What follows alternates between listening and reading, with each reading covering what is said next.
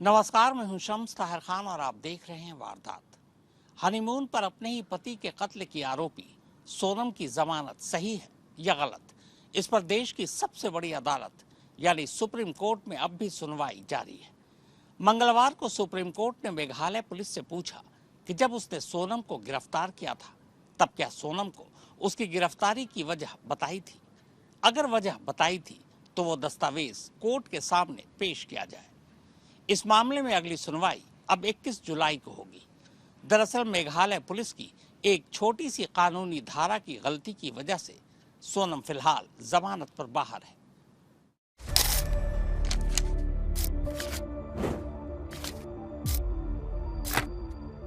Sonam jail के बाहर आजाद रहेगी या वापस जेल जाएगी, ये वो सवाल है जिसका जवाब तलाशने में खुद देश की सबसे बड़ी अदालत सुप्रीम कोर्ट को भी वक्त लग रहा है। 1 जुलाई को सोनम की जमानत कानूनी सवालों में लिपटकर सुप्रीम कोर्ट पहुंची थी।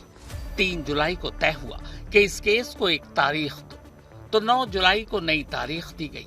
पहली सुनवाई हुई। मेघालय पुलिस की तरफ से सॉलिसिटर जनरल तुषार मेहता पेश हुए। दलील दी कि मेघालय की पहले लोअर कोर्ट और फिर हाई कोर्ट ने सोनम को गलत जमानत दी है।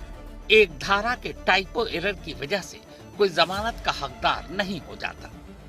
सुप्रीम कोर्ट ने दलील सुनी और फिर सोनम को नोटिस जारी कर जवाब मांगा कि उसकी जमानत क्यों न खारिज कर दी जाए। 14 जुलाई को दूसरी सुनवाई की तारीख तय हुई। लगा 14 जुलाई को ही इस बात का फैसला हो ही जाएगा कि सोनम वापस जेल जाएगी या बाहर आजाद रहेगी। लेकिन दलील और बहस यहां तक पहुंच गई जहां सुप्रीम कोर्ट को मेघालय पुलिस से पूछना पड़ा कि गलत धारा छोड़िए, क्या आपने सोनम को गिरफ्तार करते वक्त उसे उसकी गिरफ्तारी की वजह बताई थी? अगर हाँ, तो वो दस्तावेज हूबहू कोर्ट को दिखाइए।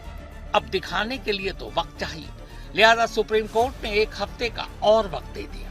कहा 21 जुलाई को दस्तावेज के साथ आइए और तब तय करेंगे कि सोनम का करना क्या है।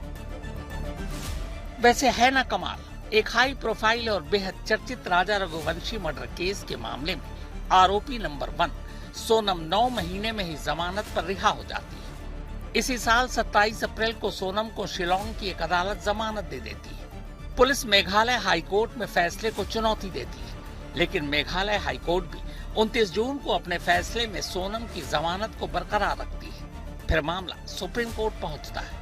सोनम को जमानत पर बाहर आए लगभग 2.5 महीने तो हो ही चुके हैं, पर कमाल देखिए कि 2.5 महीने बाद भी ये फैसला नहीं हो पाया कि सोनम की आजादी सही है या गलत।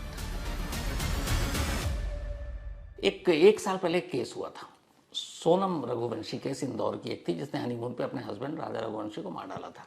उसके बाद मेघालय पुलिस ने अरेस्ट किया, 9 महीने जेल में रही। उसके बाद लोअर कोर्ट ने उसे जमानत दे दी, फिर हाई कोर्ट ने दे दी। अभी मामला सुप्रीम कोर्ट में है। जो मैं आपसे सवाल पूछ रहा हूँ, पहली चीज कि एक मर्डर केस में क्या 9 महीने के अंदर जमानत देना बड़ा नॉर्मल है? नंबर 2, जो इसमें लॉजिक दिया गया वो ये कि पहले आईपीसी था, बीएनएस हो गया। बीएनएस में टोटल सेक्शन 358 है और मेघालय पुलिस की गलती से टाइपो एरर है, जो अपने एसजी साहब ने कहा, तुषार मेहता साहब ने, कि 403 लग गया, वो होना था 103। तो सिर्फ एक टाइपो एरर की वजह से कत्ल जैसे संगीन जुर्म में लोअर कोर्ट और हाई कोर्ट इस तरीके से जमानत दे सकती है? गलत को आप कैसे ले सकते? गलत है। अगर आप ये कह रहे हैं कि इस तरह से typo mistake to err is a human thing, ये बात तो पहली है। Mistakes to be rectified and not to be ratified.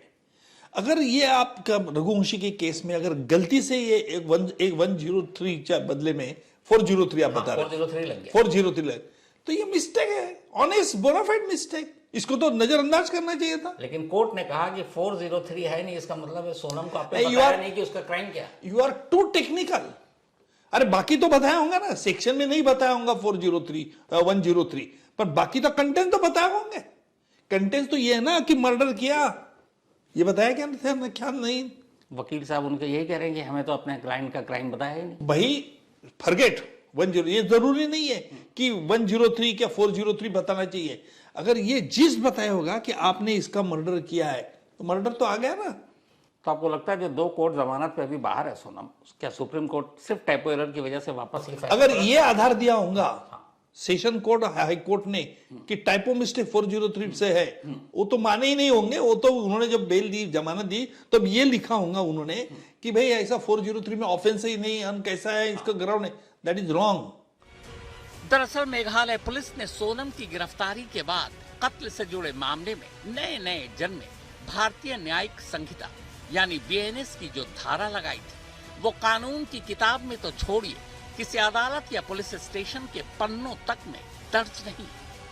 यानी मेघालय पुलिस ने राजा रघुवंशी के कत्ल के मामले में सोनम पर जो धारा लगाई, उस धारा का कोई वजूद ही नहीं है। अब जब वो धारा ही नहीं है, तो अदालत को कैसे पता चलेगा कि पुलिस ने सोनम को किस जुर्म में पकड़ा है? और जब पुलिस को ही पता नहीं, तो पुलिस सोनम को कैसे बताएगी कि उसे किस जुर्म में उसने गिरफ्तार किया है? ये लाइनें हमारी नहीं है, ये मेघालय हाई कोर्ट ने कहा है सोनम को जमानत देते हुए। अगर अब भी आप पूरी कहानी नहीं समझ पाए, तो चलिए आसान लफ्जों में समझाता हूँ। पिछले साल मई में राजा रघुवंशी के कत्ल के बाद मेघालय पुलिस ने सोनम समेत कुल 5 लोगों को गिरफ्तार किया था। इनमें 3 किराए के कातिल थे और एक सोनम का प्रेमी। बाद में मेघालय पुलिस ने अदालत में चार्जशीट दाखिल की और सोनम को अपने ही पति के कत्ल के इल्जाम में आरोपी नंबर 1 बनाया। चार्जशीट दाखिल होने के बाद अदालत में मुकदमा शुरू हो गया। मुकदमा शुरू होते ही सोनम ने शिलांग की निचली अदालत में जमानत की अर्जी लगा दी। बस यहीं से खेल शुरू हुआ। असल में 1 जुलाई 2024 से देश में अंग्रेजों के जमाने से चले आ रहे सीआरपीसी और आईपीसी में बड़े बदलाव करते हुए न सिर्फ इनके नाम बदल दिए गए, बल्कि बहुत सी धाराएं या तो हटा दी गई या फिर कई धाराओं को एक साथ जोड़ दी गई। अब आईपीसी यानी इंडियन पीनल कोड या भारतीय दंड संहिता की जगह भारतीय न्याय संहिता यानी बीएनएस का जन्म हो चुका था। इस बीएनएस के तहत देश में होने वाले तमाम जुर्मों को कुल 358 धाराओं में लपेट दिया गया। यानी बीएनएस के तहत देश में होने वाले हर तरह के जुर्म के लिए कुल 358 धाराएं ही। अब जाहिर है, आजादी के बाद से चली आ रही आईपीसी की धाराओं की जगह जब बीएनएस और उसकी नई धाराएं आईं, तो आम लोगों को छोड़िए, खुद पुलिस और कानून के रखवालों को इसे समझने, रटने और याद करने में मुश्किलें आने लगी। मसलन पहले लोगों की जुबान पर रटा हुआ था कि आईपीसी की धारा 300 यानी केस मर्डर का है और धारा 302 यानी कितनी सजा उस मर्डर के लिए मिलेगी। बीएनएस में धारा 300 की जगह 100 हो गया। 101 मतलब मर्डर केस का है, जबकि बीएनएस में 302 की जगह 103 नई धारा बनी। 103 ये बताती है कि मर्डर के लिए क्या सजा मिलेगी। सोनम के केस में गलती ये हुई कि मेघालय पुलिस ने बीएनएस की धारा 103 यानी मर्डर के केस की जगह 403 लिख दिया। अब चूंकि बीएनएस की धारा 358 पर आकर ही खत्म हो जाती है, तो जाहिर कानून की किताब में 403 नंबर की धारा कोई हो ही नहीं सकती। बस इसी एक गलती को शिलांग की निचली अदालत ने पकड़ लिया। कोर्ट का कहना था कि जब धारा 304 है ही नहीं, तो उन्हें कैसे पता चलेगा कि सोनम को किस जुर्म में पकड़ा गया है। यानी इस हिसाब से सोनम का भी उसका जुर्म पुलिस ने नहीं बताया होगा। इसीलिए निचली अदालत ने इसी साल 27 अप्रैल को सोनम को जमानत पर रिहा करने का हुक्म सुना दिया। जाहिर है, सोनम को जमानत मिल जाना हर किसी के लिए हैरान करने वाला था। मेघालय पुलिस भी हैरान थी। इसी के बाद मेघालय पुलिस ने सोनम को जमानत देने के निचली अदालत के फैसले को मेघालय हाई कोर्ट में चुनौती दी। मेघालय हाई कोर्ट में इस पर लंबी बहस हुई। उम्मीद यही थी कि हाई कोर्ट निचली अदालत के फैसले को पलटते हुए सोनम की जमानत खारिज कर देगी, लेकिन मेघालय हाई कोर्ट ने भी चौंका दिया। Was given bail on the grounds that due to clerical error, a section, the number of the section was changed from 103 to 403. There is no 403 in the BNS, and the grounds of arrest. It was not that the grounds of arrest were not made to understand. When the transit remand was made, also the grounds of arrest were given to understand to the accused. During production, also the grounds of arrest were given to understand, and the accused understood that she was arrested for murder. But court has taken a different stand and given order that grounds of arrest were not made to be understood by the accused. We have appealed for that. It does not mean that there will be any difference in the trial. दरअसल Meghalaya high court ने भी सोनम के case में BNS की वही 403 वाली धारा पकड़ ली, जो कहीं कानून में है ही नहीं। हाईकोर्ट का कहना था कि बीएनएस की धारा 403 जो वजूद में ही नहीं है, उससे कैसे पता चलेगा कि सोनम पर इल्जाम क्या है। हाईकोर्ट का यह भी कहना था कि गलत धारा लगाने से यह भी पता चलता है कि खुद सोनम भी इस बात से अनजान थी कि पुलिस ने उसे क्यों पकड़ा। इसीलिए निचली अदालत का फैसला सही है और सोनम जमानत की हकदार। मेघालय हाईकोर्ट ने 29 जून को इसी बिना पर मेघालय पुलिस की उस अर्जी को भी खारिज कर दिया जिसमें सोनम की जमानत खारिज करने की गुजारिश की गई थी। अब सोचिए, कानून की एक छोटी सी गलती ने सोनम को वो आजादी दिला दी जो आने वाले कई बरसों तक शायद ही उसके हिस्से आने वाली थी। सोनम जमानत पर बाहर आने के बाद से ही शिलांग में रह रही है। मेघालय हाईकोर्ट के फैसले के बाद खुद राजा रघुवंशी के माँ बाप भी हैरान हैं। मेरे को तो कुछ समझ में नहीं आ रहा अब तो बिल्कुल भी कि मतलब सोनम को मतलब जमानत की जगह मतलब जेल में डालना था, तो उसको जेल में तो नहीं डाला और उसको जमानत दी गई।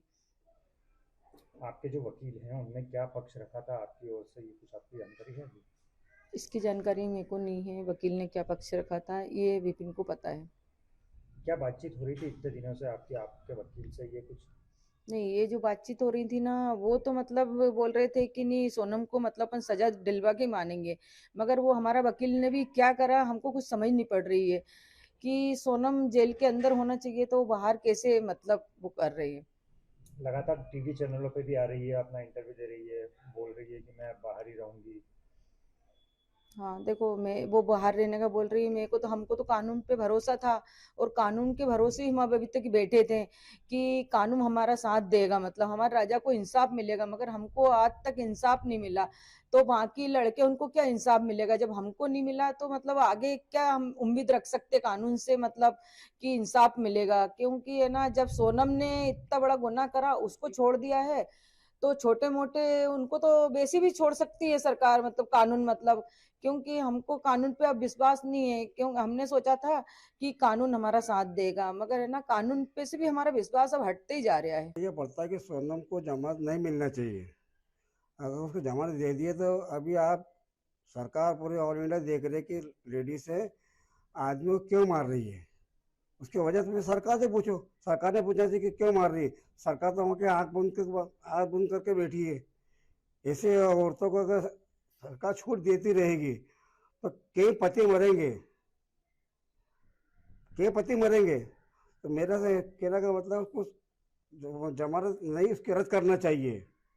क्या लगता है पुलिस ने जो वहाँ पे कार्रवाई की है, जो केस डायरी उन्होंने पेश की, उसकी जो केस डायरी बनी थी 790 की चार्जशीट बनी थी, उसमें एक भी धारा नहीं लगी है और सोनम बाहर आ गई है। तो जो अभी तक वो केस के जो फाइल में अभी तक यही नहीं मालूम पड़ा कि इसको किस आधार पर छोड़ा है। इसका फायदा वो सोनम उठा रही है। निचली अदालत से जमानत मिलने के बाद सोनम ने शिलांग में एक लोकल चैनल से बातचीत की। इस बातचीत के दौरान सोनम के वकील भी उसके साथ थे। हालांकि मेघालय पुलिस ने ऐलान किया है कि अब वो हाईकोर्ट के फैसले के खिलाफ देश की सबसे बड़ी अदालत सुप्रीम कोर्ट का रुख करेगी। मेघालय पुलिस का यह भी कहना है कि धारा लिखने के दौरान उनसे गलती जरूर हुई और बाद में उन्होंने कोर्ट के सामने अपनी इस गलती को माना भी, मगर इस एक गलती के लिए सोनम के जमानत पर बाहर आने को मेघालय पुलिस गलत मानती है। आज तक ब्यूरो।